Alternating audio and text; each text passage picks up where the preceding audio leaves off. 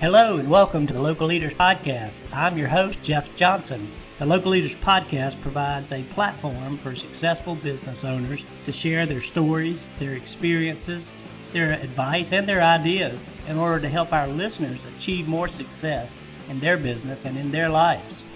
Get ready, another great show is coming up.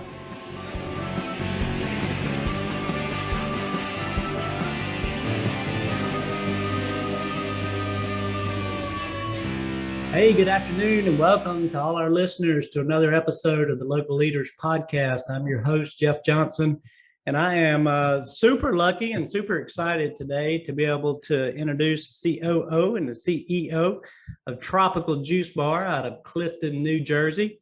We've got Carlos David Lopez and we've got Carlos Manuel with us today. Hello, gentlemen. Hello, how are you? Thank you so much for having us. Really appreciate your invitation. We're very happy to share our story and everything we've done so far to get where we're at. And future plans. Yeah, that's awesome. We're excited to hear about it because you guys have done some great things, and that's what this show is all about. Is we want to give our audience the opportunity to hear from successful entrepreneurs like yourselves and kind of share your story and share some wisdom with us along the way. And it's been a great experience for me so far and for our listeners to be able to grab those pearls of wisdom, from each and every guest that we have on. So we're excited. And I'm just going to open the door, Carlos, to you first. And our other Carlos, ladies and gentlemen, we may call him Alex. So just in case you hear Alex, you'll know who we're talking about. That's his nickname there at the office. But Carlos, you want to kind of tell us the story of Tropical Juice Bar and kind of how it came about? Yeah, so the story of Tropical Juice Bar started from where we're from. I think the inspiration for all of this madness and this great company came from the Dominican Republic, right? We're both born in the Dominican Republic, and we come from very, very humble beginnings, and it's something that we don't stop saying because it identifies us. When we tell people the story of where we came from in the Dominican Republic, usually they can't comprehend the level of poverty or the level of humbleness, how I like to call it.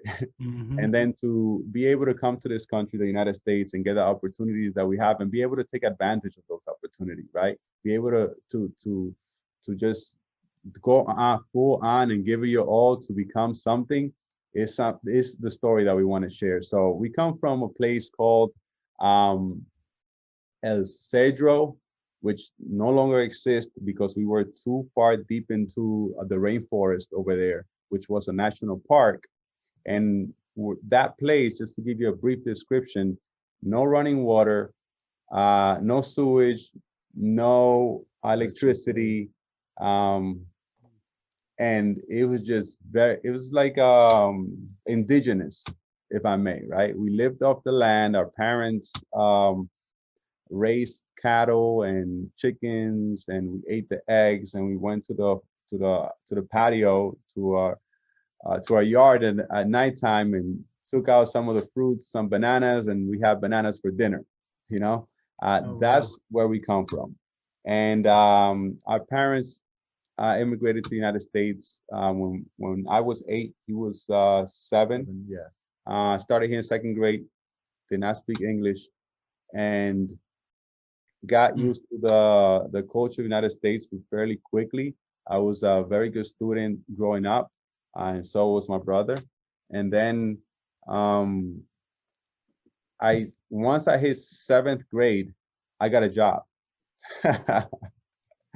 My 7th grade. Yes, my first job was at the school where I went, and I was a janitor's assistant. It was a work-study program that we had in the city of Passaic, and I remember I was getting paid $4 an hour, and I was very excited to get. I think we did like I must have done like 10 hours a week or maybe a little less, and I was so excited to get that money. But then once I started in high school, since middle school was 7th and 8th, I worked in the school here. Then high school came about, and I got a job at a restaurant. And ever since high school, all the way through high school.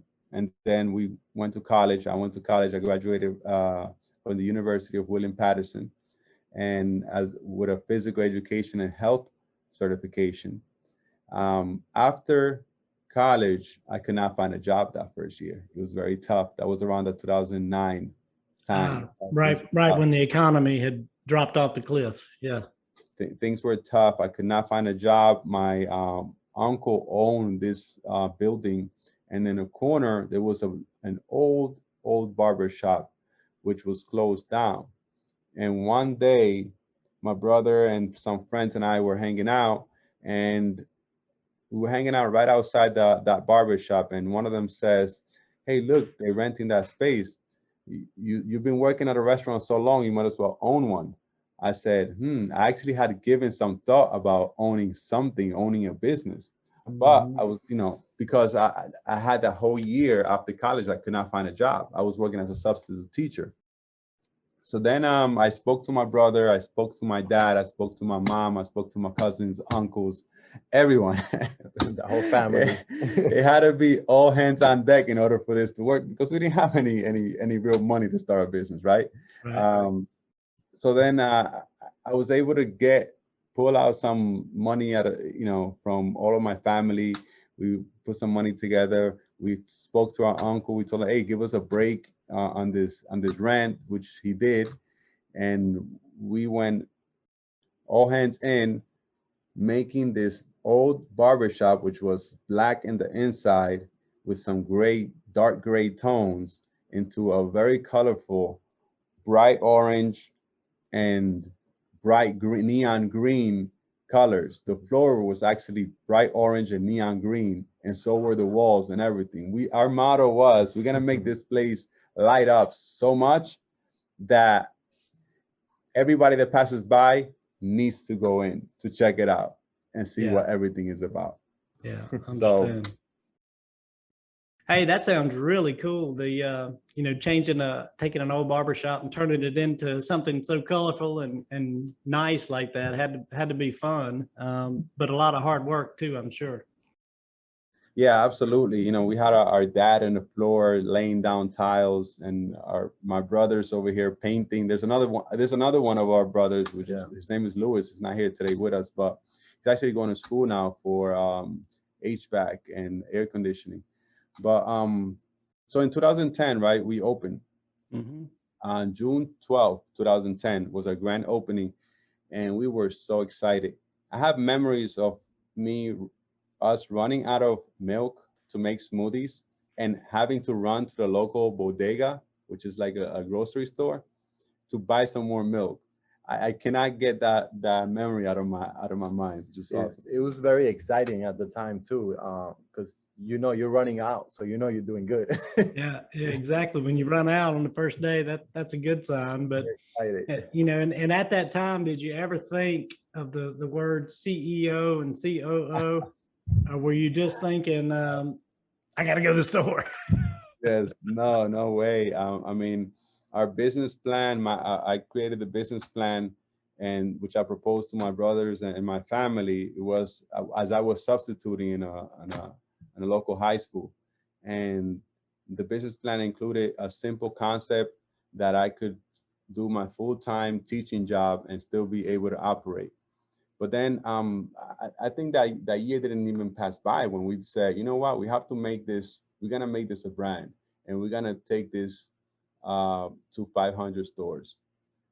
We said that first year, ever since we started. That was 11 years ago. So we had that vision of growth since, and we started operating at that. But let me tell you something, that first year wasn't easy. It was fun. It was a lot of fun because it was a lot of hard work, and now that we look back at it, we laugh, right? But those were 18-hour days that we were putting in, right? I was still substituting. He was still working at the other restaurant, because our family kind of worked. I started working at the restaurant. Then I brought my brothers in because they were younger than me to work at the restaurant as well.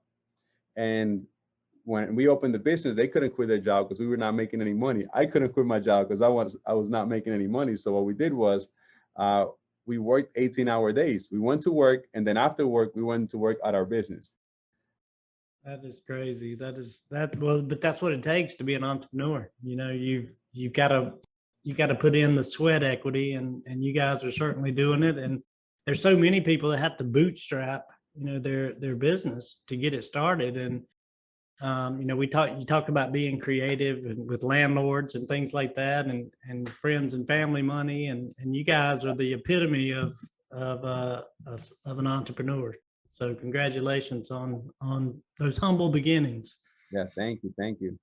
Yeah, so the hardest part financially for the business was definitely that first year, where we were taking money out of our other job, whatever was left after we paid our rent and everything, our personal rents, and just putting it back into the business in order to buy groceries.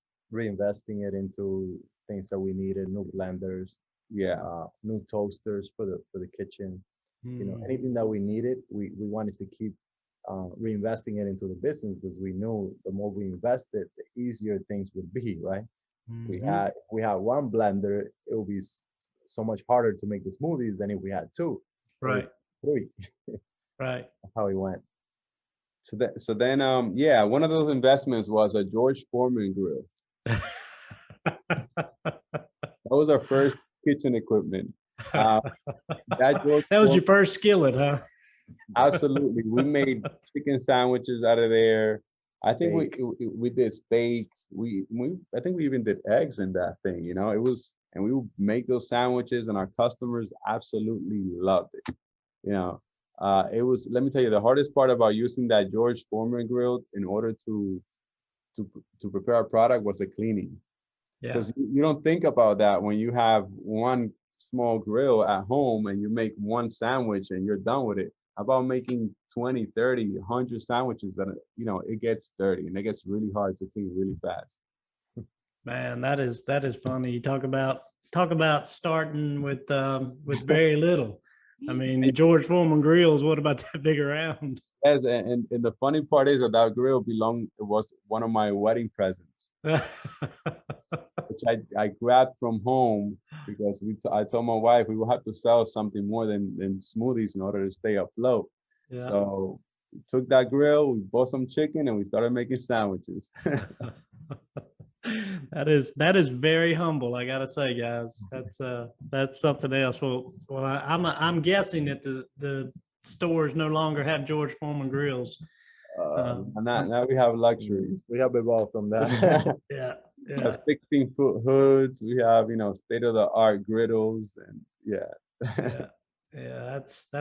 That's something. Now, are you still in that barbershop original location, or did you finally get out of there and move on? No, we are still in that location. So that's the original. That's the Everybody knows us in that town for that location. Yeah. That is so cool. Such a great story to go to come from there. And gosh, that was 2010. We're just like you said, 11 years later. And from our earlier conversation, well, you've got 5 locations now. Are they all in and around Clifton? I Yeah, neglected to look at the 15 map. minutes. Yes. Okay, so you got a nice geographical footprint going there, and your future growth plans are to franchise, correct? Right.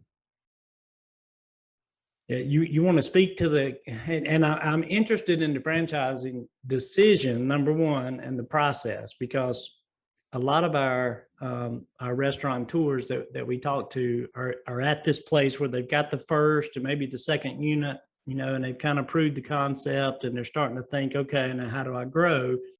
Do I put in my capital or go raise money, and do I keep everything company owned, or do I franchise? How did y'all make the decision to kind of move forward on the franchise model?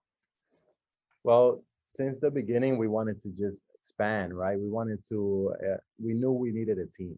Mm-hmm. So in 2018, a year after opening the last 2 locations that we opened, that's when we decided to go into franchising, because we started to learn about the industry, and we decided that was the best way to go, so that we could not just grow fast, which you could do that with the franchising, but you could offer other people a piece of the pie, right? And that's why one of the reasons we decided to franchise is like you don't need your own capital, and you could offer someone else a piece of the pie, so they will be invested into the business. They want the business to be as successful as it could be, because it will benefit them too. Right. So it would be like taking your best manager and making them an owner. Right. And a great manager versus an owner, there's a world of a difference. Even if, there's a saying in my country. I don't know if it's the same. I haven't heard it here, but it might be spoken a different way. It says that the eye of the owner fattens the horse. I don't know. Have you heard that before? Or I have not heard that before, but I like it. I like it. And nobody will ever see a business unless they're the owner from that perspective. Right. Right. That's our mentality, and we're striving to get more owners on board. And coming up, from the ground up, is obviously you got the experience, the systems, you understand how how the operation works, coming from inside out like that. In fact, I was talking to another owner it's probably been a month and a half ago now, that it's out of North Carolina, actually. And they've got 5 locations, and each of those locations outside of the first one is owned now by a former employee that they wanted to help grow and expand to.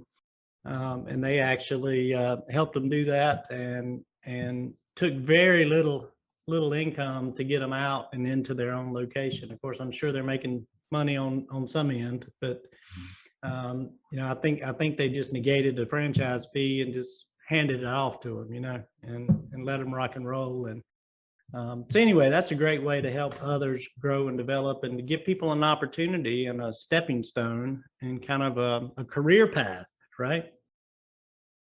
Yeah, I like that. Now, are the other locations all in the family still today? Yeah, so they're all corporate owned. We don't have any open franchise location yet. We are looking for locations because we have 2 prospects, people that are very, very excited about joining our team, becoming our first franchisees, and we're actually out looking for locations for them right now. Awesome. That's awesome. And I was curious about that, is whether the franchisees typically choose their own location and come to you for the franchise, or if you guys were involved on that real estate side as well and helping them choose. So it sounds like you're involved in helping find the right location, and where to put it, right? Exactly. Yes. Through trial and error, we know exactly where the locations will do best. Yeah. Because, and that's where people are buying into our experience, right? You can't learn experience, you have to live experience. Yeah. We always say, and us having made those mistakes already and putting the business where it is now is what we want to offer our franchisees. That value that, hey, if we tell you don't go that way because something's going to happen, they'll listen to us and they'll avoid that headache or that sometimes mistake that will be very, very costly. Yes. Now, are you trying to keep the initial franchisees within the state of New York, or are you looking across the country? We are currently franchising in New Jersey and New York. Okay. But we are looking to expand after we establish in these 2 states. We're looking to expand into the rest of the country as well. Gotcha. That was, I imagine as you, in 2018, you mentioned you made the decision to go to the franchise model. And did you seek some outside help with, setting all that up, or did you go to school yourselves and kind of figure out, okay, here's how we need to do this?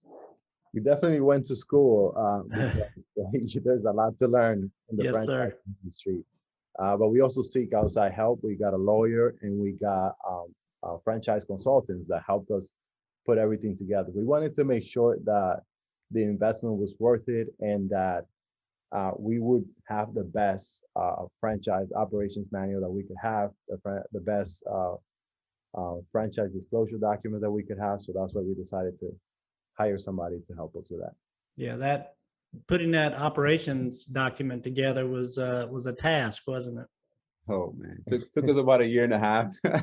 Ah, Yeah, so it's all the systems that we've been learning since 2010, right? Ever since, because this is the thing, people that are not in the restaurant business or in business in general, they don't understand what it takes to run a successful business.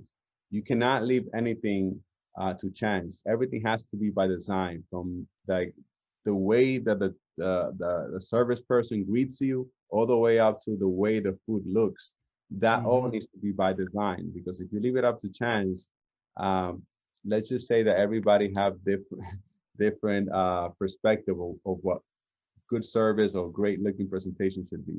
Yeah, and recipes, you gotta measurements, process, how to cook and prepare each item. I mean, it's the minutia of the detail is Yes. just overwhelming, especially at the front end of that when y'all are standing there going, "Where do we start? Yeah. Where do we start?" And then you've got the building itself. You got the the layout of the building, the location, the curtains, the colors, the menu boards, they're just Let me tell you, some of the hardest choices that we've had to make, I think, are about marketing, right? Like which route to go, what look and feel should we yeah, have at the store level. And these things, even though they seems like, oh, that's easy, makes, it takes a lot, because you have to decide and you have to kind of detach from your current state and like kind of see the vision of where you want to take the company and make sure that everything that you have, the customer experience, aligns with where you want to take the company. yeah. And not everybody can do that. Not everybody has that skill and that talent of being able to have the vision, number one, and then figure out how to execute it. And you guys are in the hot seat when it comes to that, of having to dream it and make it happen, right? Yeah, absolutely. Well, that's an awesome story. And now, how long did it take you? Let's see, the last two stores you said that you opened in 2018 as well. 2017. 2017. 2017 to 2018. So tell me this, and I'm sure there was impact, but how did COVID impact the business, or how is it still impacting the business? This might be a better question. Still impacting, yes. I mean, the first thing is that we were going to be done right when COVID hit. Was our first year that we were franchising. Right. So we were planning to do a lot that year when it comes to franchising. Mhm. We're planning to attend the franchise expo in New York. We weren't able to do that. Everything was canceled. And we had to cut hours for our stores.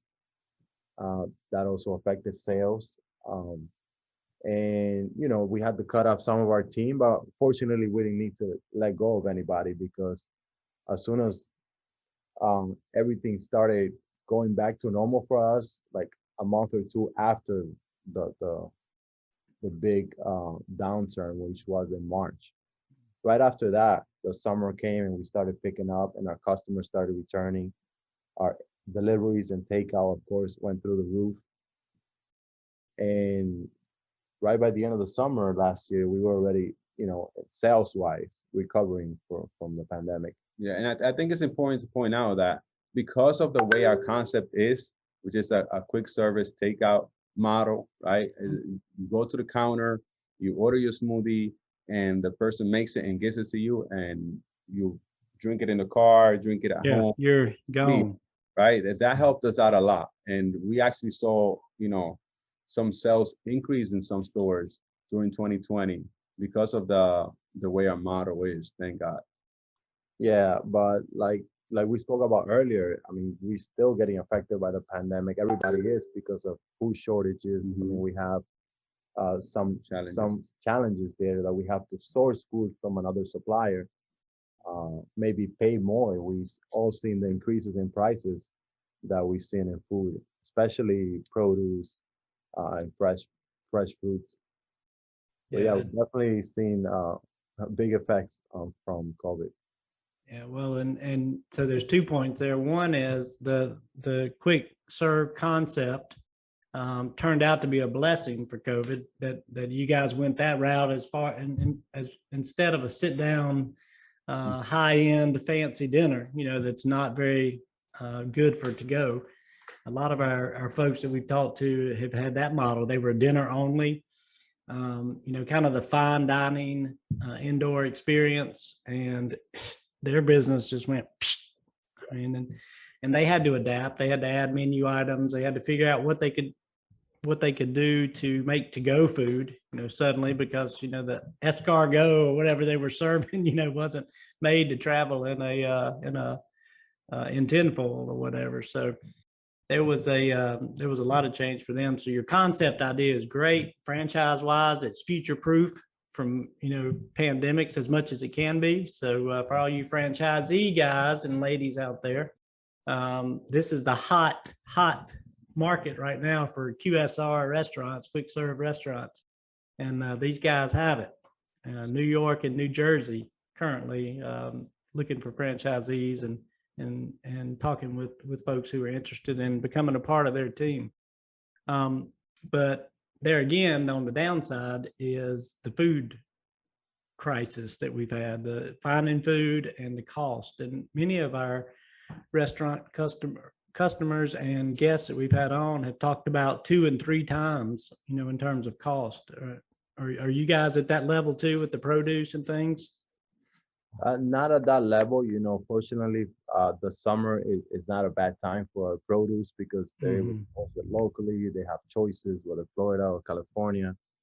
But I'm sure for winter, I'm not sure what to expect for this winter coming up. A lot of uncertainty. Yeah. You know what? Speaking of uncertainty, right? Like we've always been go-getters, us, and we have that drive, which I think is part of the success, right? We have that drive that we don't take defeat easy. Right. And my brother and I, we had a few challenges, and it's funny because our challenges came kind of when things were getting better after that pandemic with employee shortage, right? Right. Because we could not get enough staff, specifically at the beginning of this year, in order to fulfill our busy spring, summer season. And there was one thing that I told my managers and I told my brother, and we kind of instilled in all of our team members, is that it's possible.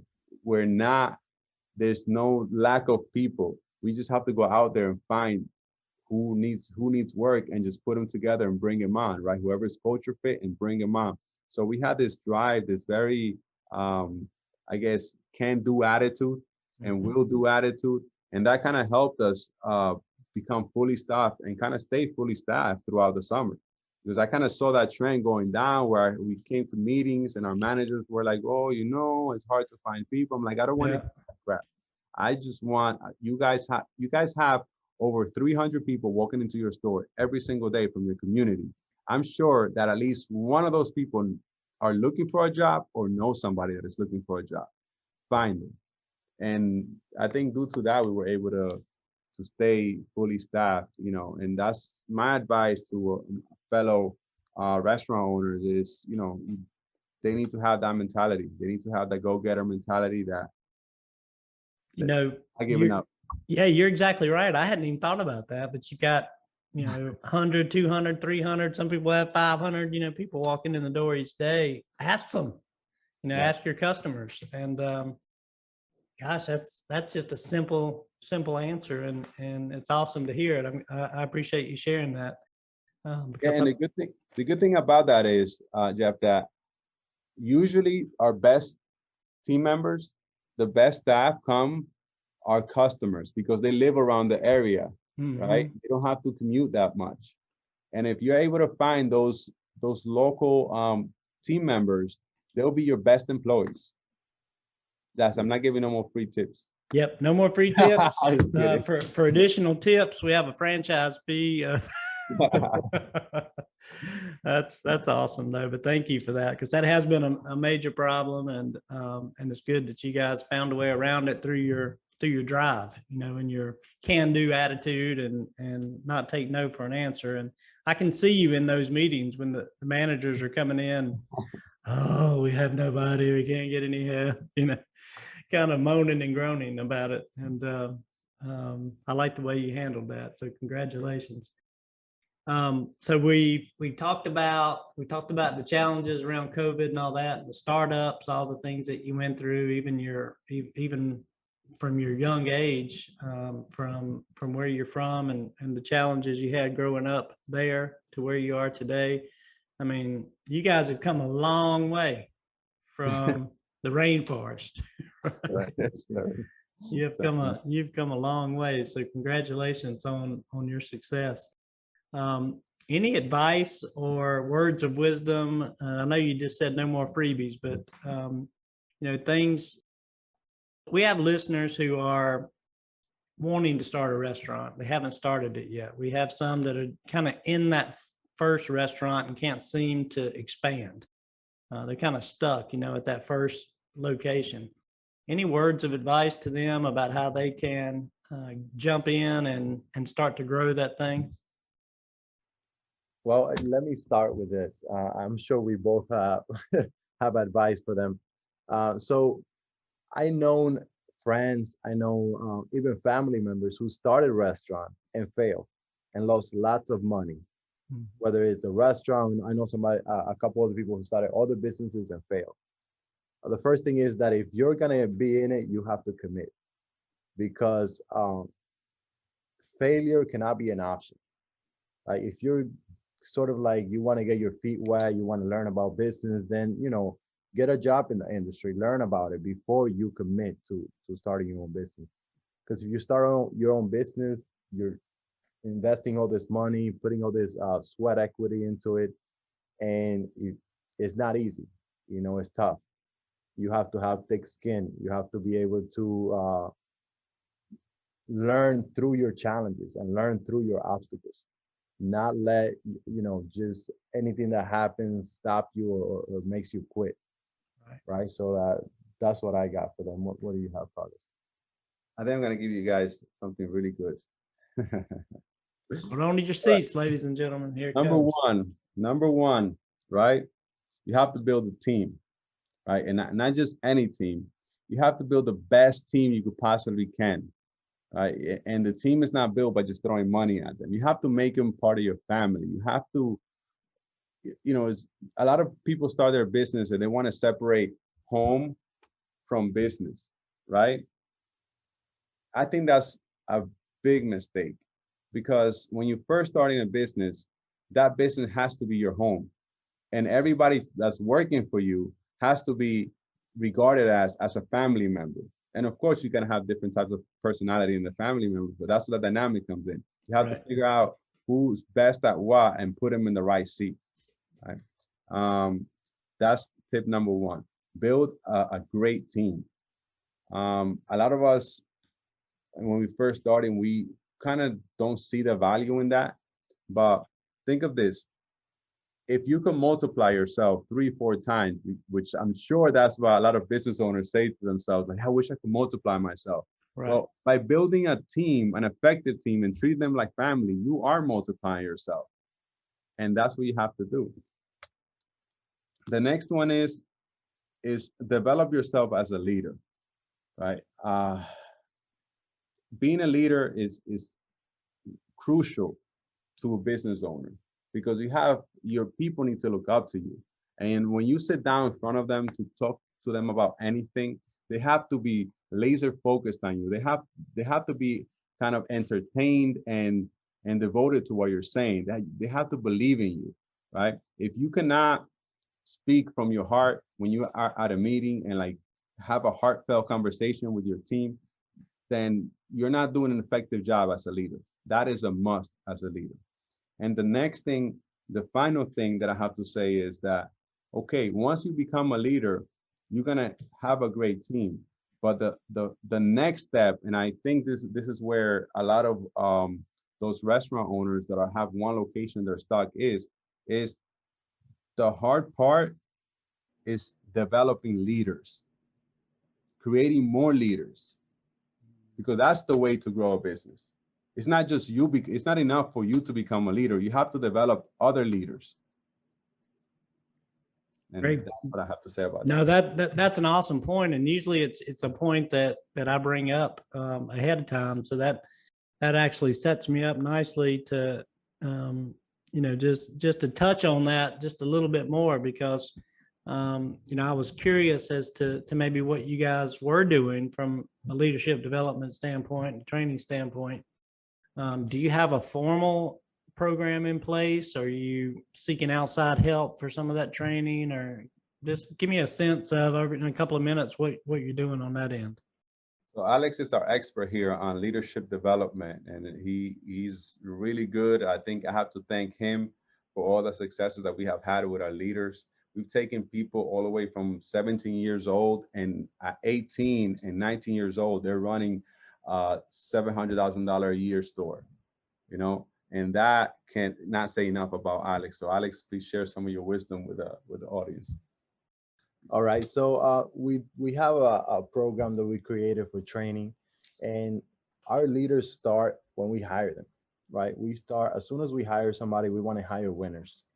That's one of our core values, is winning, and we start by hiring winners. So we got to select people that have our core values and that have that drive in them. So for the development portion, then we train our team members and all of our leaders, even if it's somebody that comes, we just hired somebody 2 months ago, seasoned manager with experience. They need to start by learning everything in the restaurant, learning how to cook, learning how to make the smoothies, learning how to take care of a customer, learning how to clean. They need to learn everything. That's the base, that's the foundation. So after that, then they start learning the soft skills, right? And they should already have this character in them, because we hire winners, and if we pick them for our position of management, which is our first one is our shift manager, they need to have that character of leadership. So then we start training them in how to talk to the team, how to discipline the team, hold them accountable. And a lot of these things they're not taught, right? Even managers that come to me with experience, they don't know how to discipline an employee correctly, or how to praise an employee correctly, keep him happy, right? Keep him motivated in the job. And that's something that I think with our program, with our checklist, we're able to do. And then comes the leader of the store, which is the general manager. That person needs to be the one that Carlos says. It needs to be a leader's builder. It's not just somebody that is a leader. It's a tough position, and we let them know before they take it. Listen, the hardest thing about your job is building leaders, because now you need to build your shift managers so they can lead as well as you can. Right. And we have a program with it has some videos in there. It has questions. It has material to learn. But I think the most important part of the training is that one-on-one. Is that training one-on-one, in person, in the store, giving examples, having them practice. I think that's the most effective role way. play. I like the role play. Yeah. Yeah, role play is always fun, especially unless you're the one having to do the role play. Then it kind of stinks. But yeah, it's real world, and it's the next best thing to real world, because you need to know that you can handle yourself with customers before you're necessarily handling those customers. And the things that you talked about are really amazing, because teaching people or coaching them on how to talk to team members, and how to hold people accountable, and how to give praise, as opposed to always picking out what they're doing wrong, pick out what they're doing right. We don't learn that in school. I mean, I doubt you learned that at when you went to college, and I know I didn't. So it's getting out in the workplace and having great leaders that you have the good fortune to work under, that help bring you up like that. And so I love what you're doing. I love the culture. I love the fact that you're building new leaders, and hopefully some of those guys and ladies will be franchise owners in the future. because, there's nothing better than offering people opportunity. Absolutely. And you guys know it because you lived it. I mean, you came from the bottom. Yeah. And I don't mean that negatively, but I mean, you literally did and worked your way up. And so, God bless you both. You guys have done a great job. And I'm sure it's because of the great people and the winners that you brought on board that are helping you get there. So congratulations on your success. Thank you, Jeff. Yes, it's definitely our team gets all the credit and the leaders. And about what you said, if we would have had the opportunity that we're giving our managers right now, so we are giving our managers the opportunity to become franchise owners, and we're helping them in every way that we can. We probably would have been way ahead of where we are right now, because we didn't get that experience. We had a lot of trial and error. Those 10 years are that we had, 11 years that we have now, those were trial and error learning, up until a few years ago when we started seeking mentor, and even if we had to pay people just to mentor us or our business consultants, where we had the means to do it. But what we're offering right now is we're offering that because we wish we had that when we were younger. When we were starting our career, we wish we had that guidance, that coaching that we're giving right now. And like you said, it sucks that we didn't learn that in college, because I wish I would have started with that. Yeah, exactly. Leadership. Finished college. There should be a course called Leadership 101 in college. Yeah. Well, and I'll just give you this tidbit. One of my other guests about a month ago, said, he was an anti-college kind of guy, because he's like, don't spend $100,000 in 4 years going to college if you want to own a restaurant. Go to Italy or somewhere like that and apprentice for about 6 months at a time with 4 or 5 great, restaurants and chefs, and come back and start.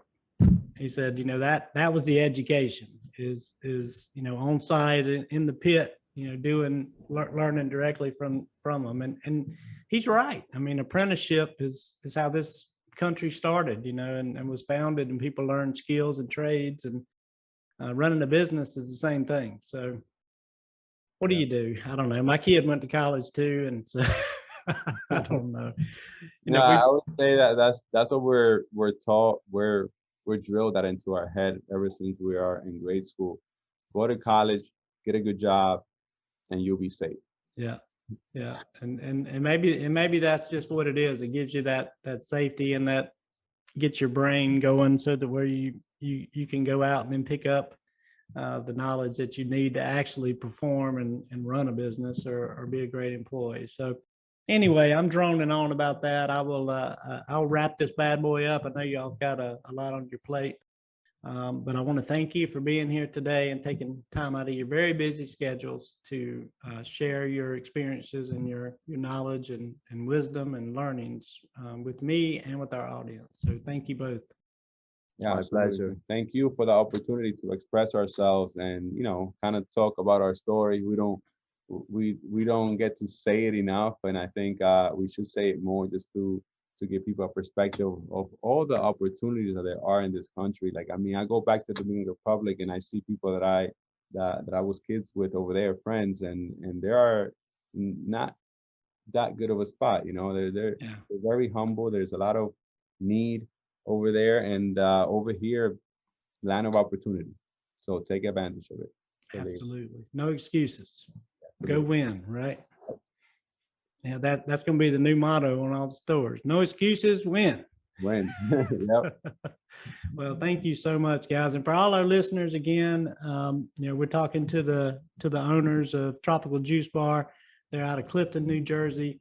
5 locations today. They've opened up their franchising model and are looking in the New York and New Jersey areas for potential franchisees. So if you have an interest, you can reach out to me and I'll get you in touch with these folks, or you can just walk in one of the locations. And, go to our website too, at tropicaljuicebar.com. And thank you for mentioning that, because we will be running the websites at the bottom of the screen on the final edition. But I'm glad you mentioned that. Head to the website and track these gentlemen down and start talking to them about becoming a franchisee. It's a great opportunity. Great. All right, Carlos All right, and Jeff. Alex, thank you so much again. And to all our listeners, thank you for joining us for another episode of the Local Leaders Podcast. I'm your host, Jeff Johnson, and I look forward to talking to you again on our next episode.